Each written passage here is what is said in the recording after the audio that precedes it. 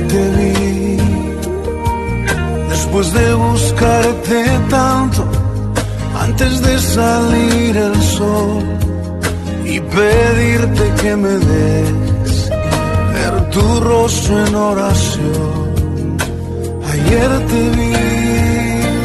vi en un niño de la calle, sin un lugar para dormir.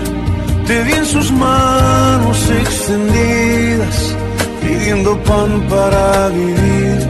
Te vi en sus ojos suplicantes y en su sonrisa titubante. Ayer te vi en un cuarto de hospital, en soledad te vi llorar.